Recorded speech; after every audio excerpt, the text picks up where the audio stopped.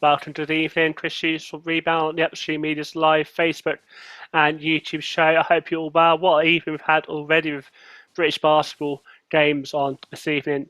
Tonight I'm joined from left to right, Flynn, Bournemouth, Raffet, myself, and Jonas Diedrich. Welcome, guys. I hope you're both well.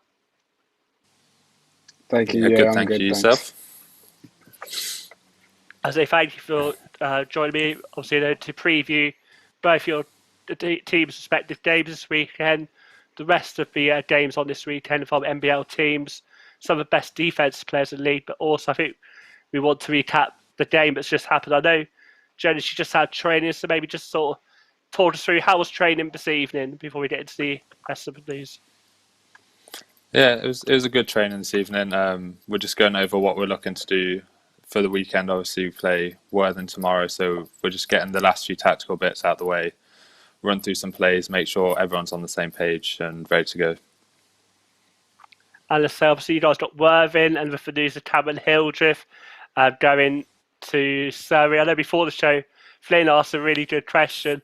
What were you guys thinking about planning for having to face Cameron Hildreth? That's probably the question of the night already. Yeah. I mean, with him, we were just trying to keep it out of his hand as much as possible. Try and get him to catch in positions he didn't want it. So try and deny him, make him back cut, and really shrink the floor against him. But obviously now that he's gone, change their game plan a little bit. We've got other threats that we need to focus on, so we'll be ready for those. Definitely. I'm really interested to see how with Cam going, he's a big part of their game plan, how that influence thing. Maybe we were sort of talking maybe Sierra have a bit more influence, and I'd love to get both your views on what it's like to play some with the experience and the quality of Sierra. Flynn? Yeah, we played Worthing like a couple of weeks ago, and yeah, Zaire is he's a vet. He's very he still can get up and down. He's crafty, very high basketball IQ. Will look for the little things that come with experience, like positioning. And yeah, he's a pain to guard as well because he can shoot from wherever. So yeah, it's tough. Yeah, and there's anything to add about Sierra and maybe some of the other guys who you'll be playing this weekend? Yeah, I mean, like Flynn said, with Zaire, he can shoot it from anywhere and he can shoot it anyway. I mean, we've seen the 360 layups he makes. I remember 2 years ago, I think we were at their place, and he hit a game winner on us where he was behind the backboard and he somehow contorted his body back in front of it and made the layup to win. So he's really, really tough. Then obviously I've got Crawford inside. He's a big presence. Need to try and keep him off the glass. Max, obviously know him very well. Played with him for 4 years. He's a great shooter. He's good in the post. So need to try to keep him quiet. Tom Ward, great catch and shoot. Deadly catch and shoot. Need to try and keep him as quiet as possible. So they've got a lot of threats that we need to really key on and know what their strengths are and how we can minimise their impact. And say for me, being an NBL observer, I'm sort of split between Cameron Hildreth and it's a shame to go because I enjoyed watching him play, but also I want him to have that best experience possible. And he had an amazing game. So for people who missed it, apologies for spoilers if you're not here. They played Thames Valley Cavaliers this evening in the BBL Trophy. It was a 1 point game with Cameron Hildreth hitting the game winner in a 100 win, and his stats for the evening were 22 points, 5 rebounds, 4 assists, 3 steals. With he led this team in efficiency. It was probably the performance of the night from his side. What maybe for people who maybe still maybe not living with the internet who don't know about Cameron Hildreth, what are you guys' opinions of Cameron Hildreth, and how far do you think he can go? You got it, or sorry? You go first. Yeah, I mean, if you don't already know about Cam, he's a bucket. I've known him for years. I've played with him for years. I played against him. He's developed. The way he's changed over the years is crazy. He's grown as well. There was a period where he was just a skinny guard, a small skinny guard, and he got in the gym, got bigger, got taller, longer, more athletic, and it just added to his skillful game. So he's one of the best prospects in Europe going to the States next year. So yeah. And yeah, as I mentioned, you guys are sort of maybe a blessed disguise not having to play him, but also maybe there might be questions on how Worthing will play. How confident do you guys feel, what to expect from Worthing without Cam, and also what were some things maybe you feel about Cam's game, but make it so good for you to transition very easily to BBL? I think the difference now for Worthing will be they're going to have a lot of guys are going to have more shots and have more looks to the ball than they did previously. Previously, obviously, a lot of it went through Cam if he was shooting it or if he was coming off the ball screen, making a play for somewhere else. So it would be up to guys like Tom probably to step up a lot with the ball handling. So, like I say, we have a game plan. We feel like we should be able to win, but we felt like that in a lot of games which we haven't won. So we need to actually execute. That's the big thing for us. It's going to be a battle either way, with or without Cam. We know that, so we need to be ready. I feel with Cam, I think the big thing with him is very unpredictable. There's a lot of different ways in which he can hurt you. So obviously he can hit the three, but he can drive at the basket as well. And when he gets into the lane, it's not always the same finish. Sometimes it's a Euro. He's got those long strides which look like a pain. He's got the hop step. He's got the hop step 1-2. Like I've not played him myself, but just off the games that I've watched, he's always got loads of different finishes, which makes it really hard to predict. And like Flynn mentioned, he's a lot taller now. So having that size of the guard spot just makes a big difference. Yeah, I think those sort of qualities actually really paid a difference. Like, he was very unpredictable. He managed to get 2 4-point plays. He also shot a really highly contested shot to win the game. He's an exciting talent who I'm really looking forward to see where he goes with his career. Flynn, obviously, it's been a bit of a break since we've seen you guys on the court. How's it been then back into training after having that sort of short period off? Yeah, it was great. The guys were raving to get back to practice. It's when you play consistently for weeks and then it gets taken away from you for 10 days. It can be really frustrating, especially because even though we had a tough loss against Thames Valley, I feel like we made a great leap. Well, we took a step forward and we got better compared to the performance we had against Solent. So we were building momentum, and then obviously we got a positive case. So it's great to get back to practice. The energy in the gym was really good. The intensity was really good, really competitive. So just really, we're itching to play tomorrow. I can imagine. And obviously, you guys got to play Hemel, who also the BBL trophy. Maybe there's some BBL guys tuning in to get a bit of a lowdown. What could they expect from Hemel? What are some of the things that the threats Hemel will pose for you guys this weekend? I think that Hemel, like, over the years, they've always been a really, really solid team. They have Mike Williams, who's one of the best players in the league. Great guard, can go for 40 if he's not contained. They have Greg as well, who's again one of the best bigs in the league. So they have their role players as well. So we've been spending practice on how we're going to deal with them. And yeah, they can be streaky, and they have different role players that will give them energy. So we just need to do all we can to stop that.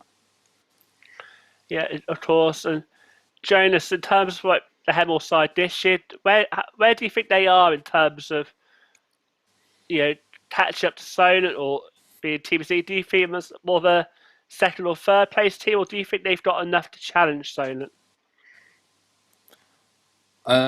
From the roster and like the games I've seen, I feel like if they have a good day, I definitely think they give Solent a good game, because they're like Flynn said, they've got Mike Williams, they've got Greg, but they've also got other guys. Like they've got Levi, they've brought Teo back, who's obviously won a lot, is a great guy for them.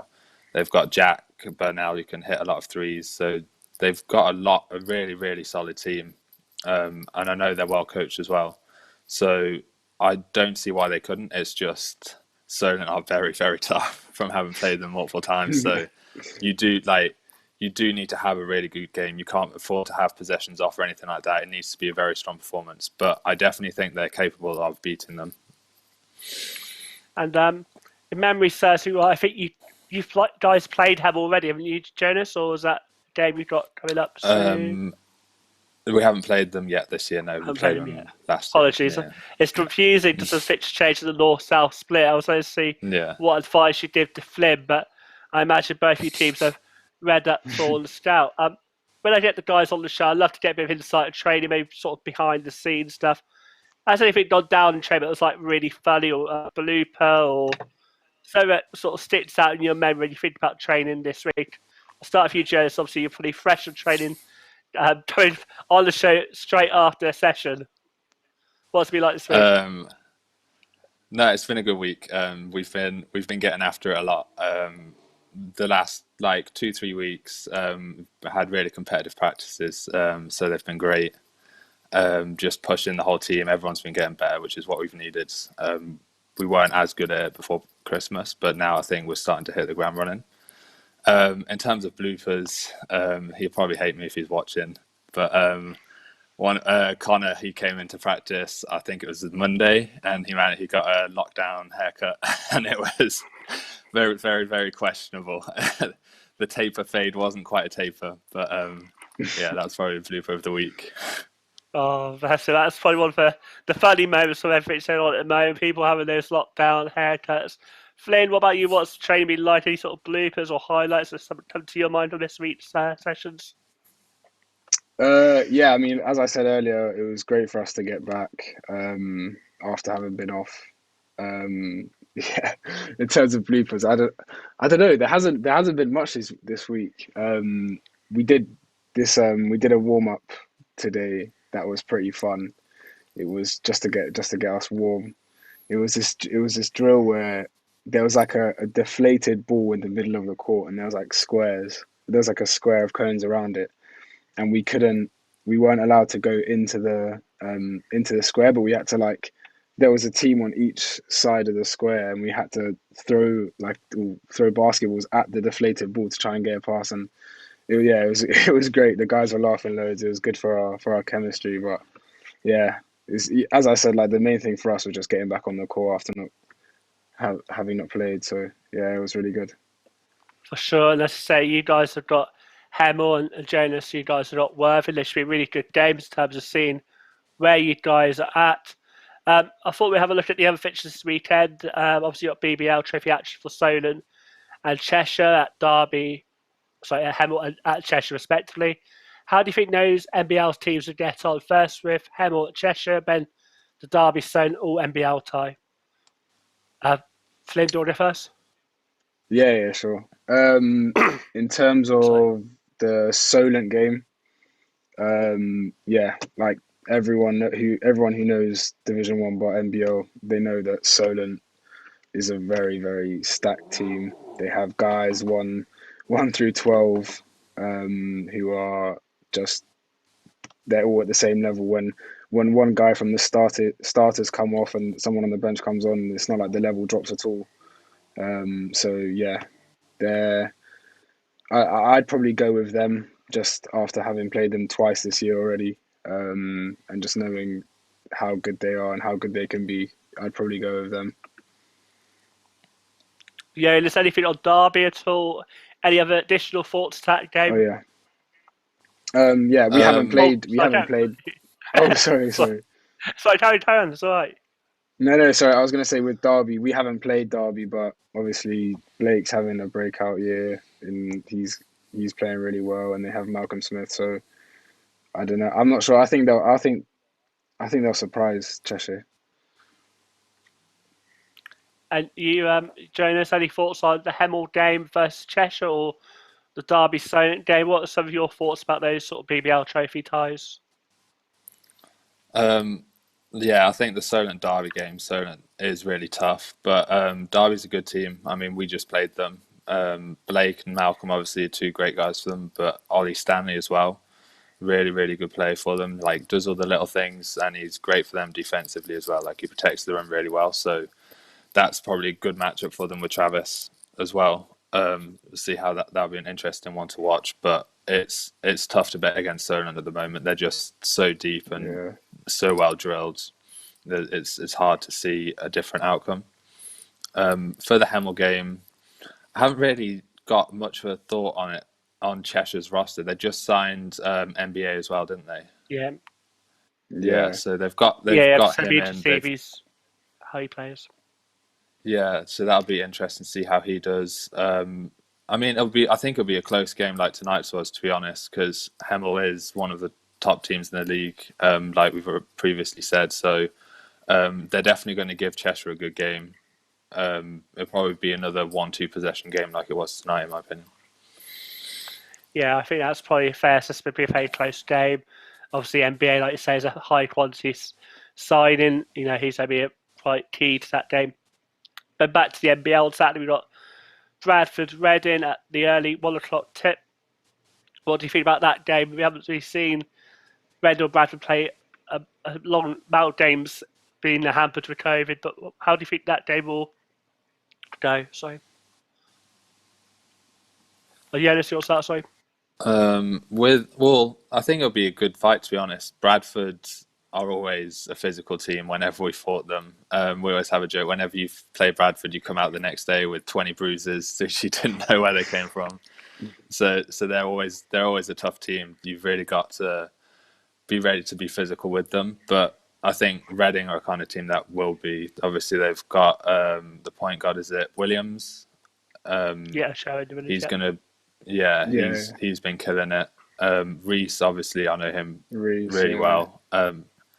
He's great for them, and then they've got Leom inside as well. So Reading are a very, very talented side. It'd be interesting to see if they've definitely got rid of all the rust, because obviously they've only had one game back so far. So they just got to make sure that they're practicing well throughout the week. But it should be a good battle between the two of them. And Flynn, one team you might know a bit better because you played them in the El Lynch Trophy, got Essex versus Derby. Essex obviously had that great win from Hemel. Two-part question: what lessons you take from their game going into playing Hemel yourself? But also, what do we expect from Essex? I mean that was a great win for them. I don't know. We've like you said, I've watched their game against Essex game against Hemel just to see what they did to try and stop Hemel.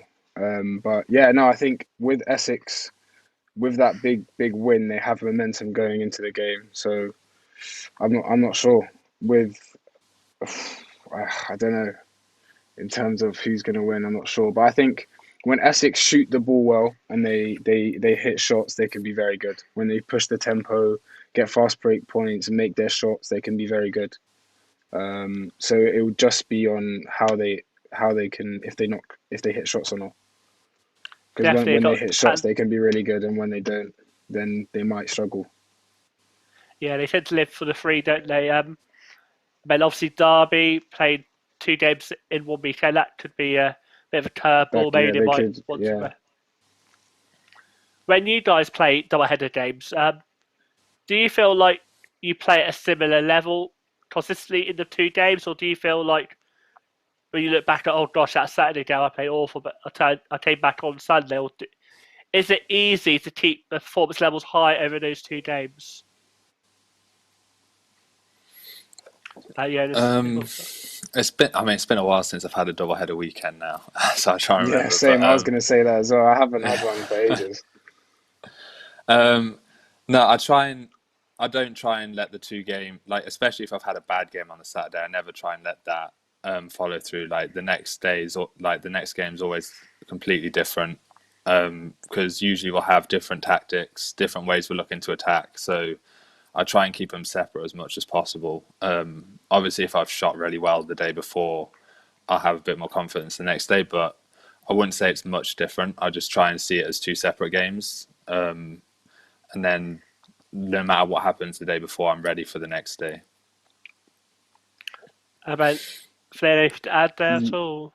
Yeah, no, I was just going to say with double headers, I don't think we haven't had one this season, but when we do have one, it's just about focusing one game at a time. There's no point thinking about who you're playing on Sunday when you've got a game on Saturday that you need to prepare for. So I feel like with double headers, you need to obviously take care of your body because it'll be a heavy workload that weekend. But you have to focus one game at a time and focus on the game on Saturday, and then once that's done, forget about it and then concentrate on Sunday. Yeah, I mean, I was just browsing the fixtures actually. I noticed this season there doesn't seem to be as many double headers. I think from the start to the end of the season, it's only like 9 Sundays where there's a game on. Then I've looked at a Yeah, few of those Sundays just out of curiosity, not many games won, so it's very rare this season. I think that's probably better for the game. Next fixture is 4 o'clock at Newcastle Thames Cavaliers.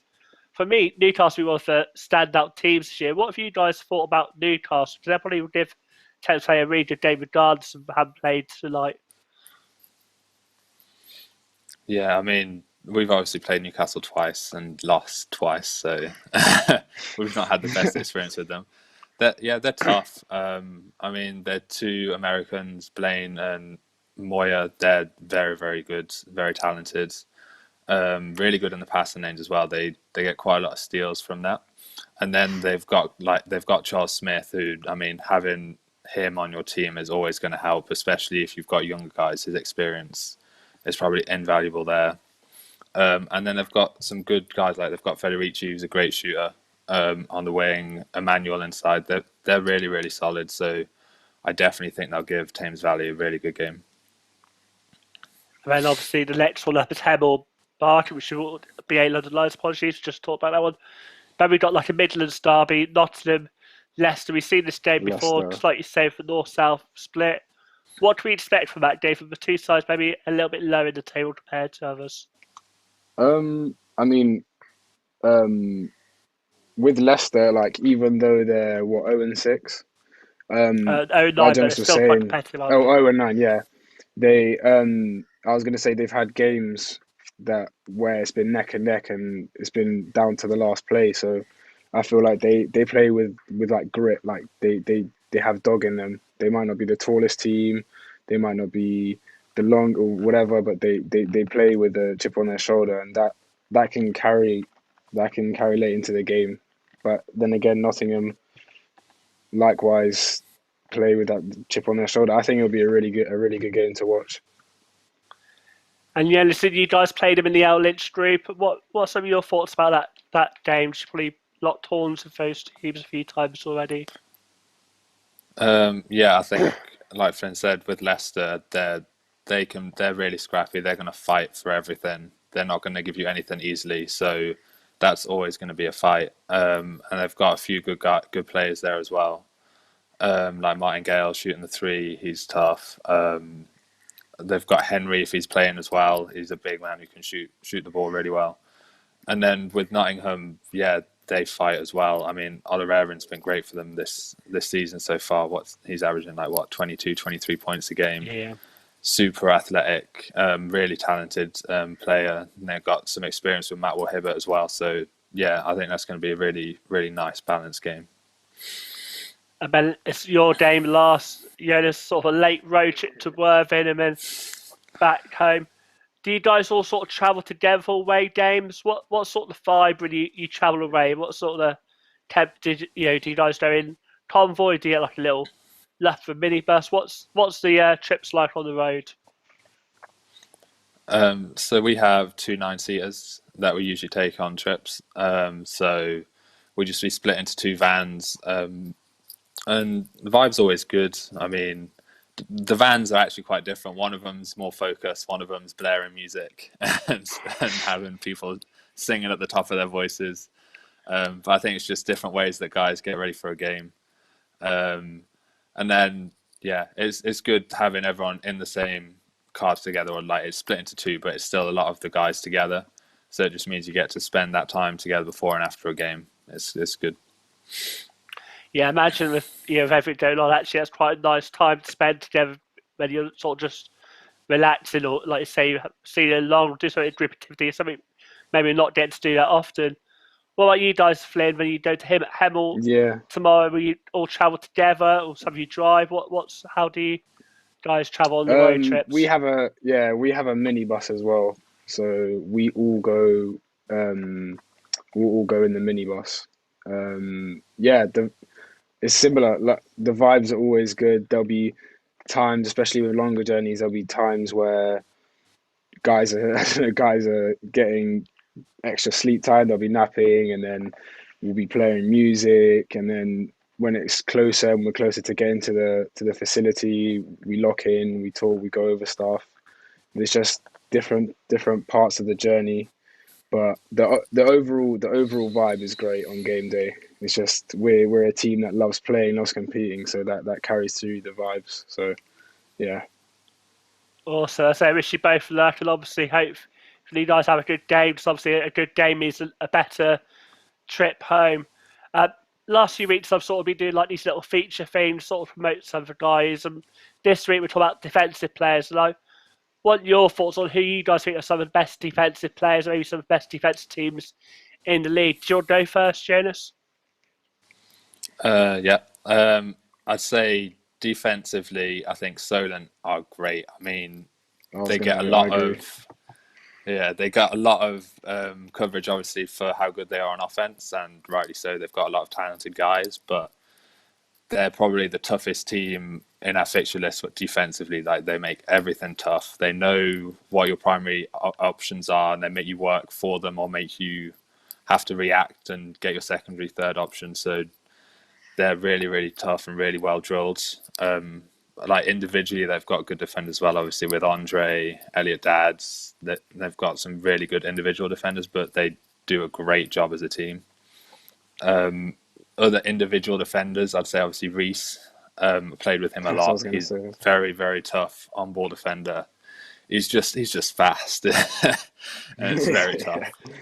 Yeah, he chased down those plays, and that's quite well. So whenever in practice I had a fast break layup, you've always got in the back of your head, Reese is probably he was probably like 10 meters behind me, but he's probably going to be there in a second. He's a great defender. We've got a guy on our team, Kanu, from Charnwood. He's actually one of the better on-ball defenders that I've ever played with. He's great. He's similar to Reese, to be honest. Really fast, low to the ground, strong body. Full court press you the whole game. Yeah. One of those defenders that you just don't want to play against at all. But yeah, he's great. And we've had a few guys, to be fair, for us. Like, CJ's been great for us. Obviously, I've played with him a lot, so I see what he's done defensively. He's anchored our defense really well. He's been really vocal. And a lot of the guys have kind of just started stepping up for us and getting more experience playing D1. Flynn, I know you mentioned Reese. Was there anything you want to add there at all when you were thinking about Reese as a good defensive player?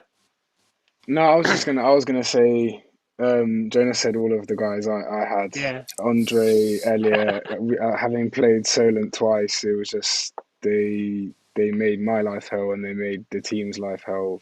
It's just similar with it, like I said earlier, with one guy will come off, and then someone else will come on, and nothing changes with their defense.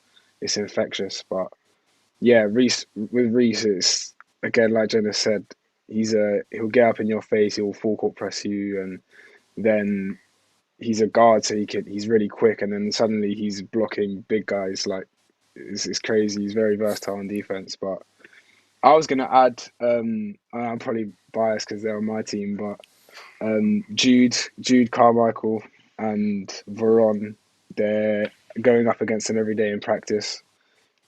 Get in your grill, talk. They'll let you know. They're really good, and they can be really, really good for us. So yeah, I'd probably say those 5 for me. Awesome. And with the whole Tamron Hill just sort of going to BBL, and I was thinking about this evening, like, I didn't realise it was just purely by coincidence. I got both guys who sort of their respective teams have that sort of pathway. I know BA London Lions is kind of new. We probably won't see that for a few years, but with Loughborough having Leicester Riders for a few years, how's that impacted on your development, having that pathway, almost having that talent incentive to know that if you do so well, you have that easier chance to get that BBL, or maybe not easier, but there's that pathway there. What's that been like for you personally, and maybe some of the guys who've been in the upper camp with you? I mean, it's great having the exposure, I guess, to the higher level guys already. That's a great start. So with the practicing, like we said, like when Cam's at the BBL, he's got a lot of exposure to higher levels. So when you practice with the BBL guys, that automatically raises your game. We've got a couple of guys now like Greg, Victor, they're training with the BBL guys. Kyle's been around there as well. And that kind of going up and down, the experience you gain in the practice from BBL, you can then bring that back down to the Division 1 practices. And that then helps the rest of the team with if it's a defensive rotation, whatever it is that you've kind of picked up and then you pass on. It just makes the whole program better having the high level at the top. And Flynn, for you, I know it's kind of new that BA lines, but has anything evolved since we last talked about it? How does it look from a BA lines perspective? I don't know. I think it's great. Even if nothing happens now, well, obviously something's happening, but I think it's a great goal for the younger players to have first year, second year, or third year. It's great to have a goal, another goal to work towards. BBL, loads of professionals throughout all the different teams that us NBL teams are linked with. So it would just be great for younger players to learn from the pros, learn from the vets who have been playing in the BBL for years, and just like Jonas said, bringing it back to maybe if a second or third year is going to BBL training and learning from these guys, passing that information and all the little tips and tricks onto the first years. It's a great way of just bettering British basketball, the youth of British basketball. Having pathways is definitely motivating. I know with me, it's definitely it's motivating. It's something I want to do. So it drives me to do that. Definitely, and both of you players in the NBL system, and for me, I feel like the NBL is great, and I feel there should be more opportunities to BBL. And obviously, you see that with Surrey tonight, obviously with Cam, Evan, Martel, who they've recruited this season. From the guys who are in the system who play week in, week out, do you think there to be more to be done to sort of have that more of a pathway from the NBL to BBL? What sort of solution do you think could add something to the British basketball system? I'm not sure. I mean, I think that like people who watch the NBL, and for coaches, there's so many different players in NBL that could play BBL basketball.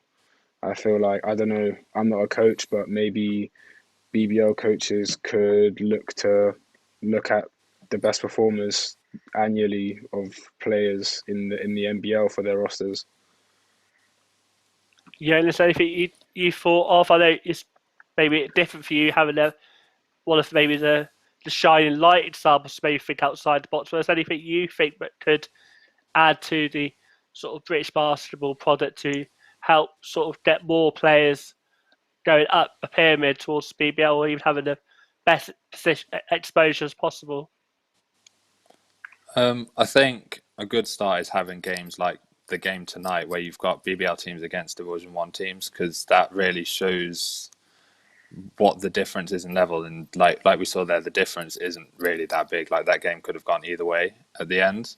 And I think that's true for a lot of teams. So if we have more of those games, like having them in the trophy is great. It gives the NBL teams exposure, and then hopefully coaches in the BBL start looking and be like, okay, clearly the level is not that different. Let's give these guys a shot. Let's try and get these guys in, see what they can do, and then it'll start becoming a more regular thing from there. Like you said, at Surrey, they've been doing that a lot. Obviously, here at the Riders, they've done a great job of getting people in from the lowers and from the Division 1 team and giving them a shot. They did a great job with me last year for the first half of the season. So I think once that becomes more frequent and more accepted, I think that'll be a great thing for British basketball.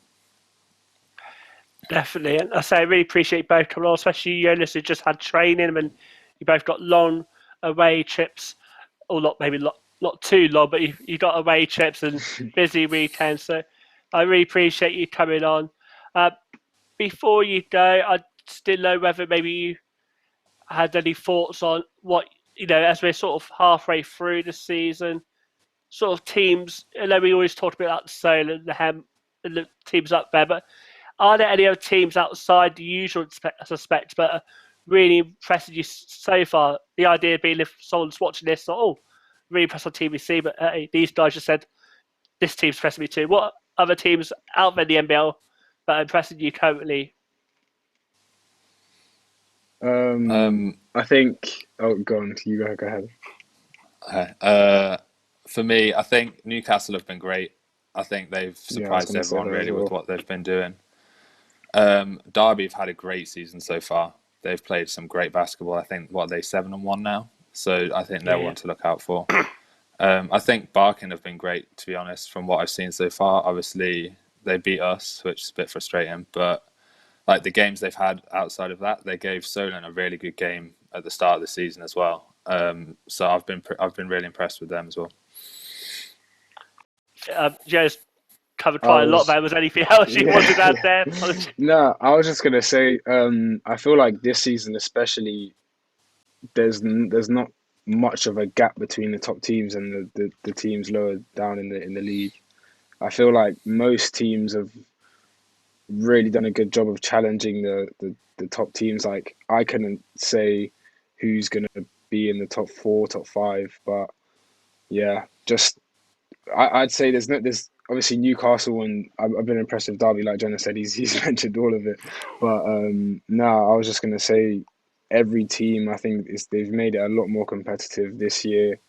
And from watching games from the beginning of the season to now, I knew from the beginning of the season that this year was going to be a great year in terms of competitiveness. There's so many different teams that will surprise or upset teams, and then there'll be I'm not sure. It's just I think it's going to be very competitive. I'm not sure how it's gonna end, but no, I'm the same. I think initially when I heard there's no promotion relegation, I was a bit like, I thought it might take the only because I thought it might take the competitiveness out a little bit. But I've really been impressed by how teams have given either youngsters a chance or loaned D2 players, or you've seen like with Lepra, the guys from Charmer coming up making a name for themselves. And I think it's lots of highlights there. And again, thank you guys for coming on this evening ahead of busy weekends for you both. Stay safe, and we'll always catch up with you guys soon. Okay, thanks for coming on. Thanks for very much Thanks for having me.